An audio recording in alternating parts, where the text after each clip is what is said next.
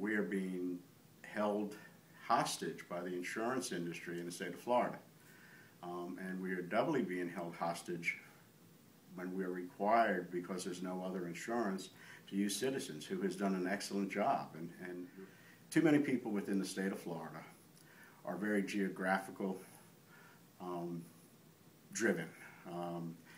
And they feel it's inappropriate for Citizens to provide insurance that they may end up, in the final analysis, if there's a catastrophic storm, of being responsible for it. So the insurance industry has been very good at marshaling those forces and saying that Citizens is unfair competition to them.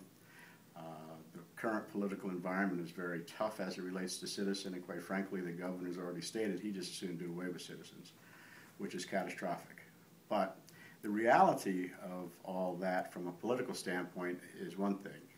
The practical reality of what's going to happen is that our citizens, myself included, may find it very difficult to continue to live in Monroe County with your insurance costs going to be doubled in the next 3 years, if you can get it. The reality is that we've had different building codes in Monroe County long before Andrew, long before the other parts of the state. And unfortunately, I'm cursed.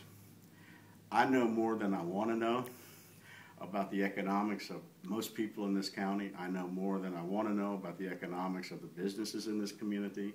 And the one thing that I do know, that there isn't, the vast majority of businesses and individuals cannot afford an increase in insurance.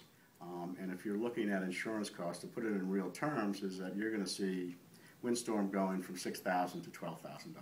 That's a pretty sizable amount of money, especially when you layer that on the fact that we have flood insurance. Taxes are what taxes are. So it's going to be very difficult for people to afford to continue to make that payment. And it's not an option. It becomes a gun to your head where you have to do it if you have a mortgage. If you have a mortgage and you don't do it, the lender has to force place it because of regulatory guidelines. So it's a vicious cycle. I mean, but the cycle begins and ends in Tallahassee. Thank you.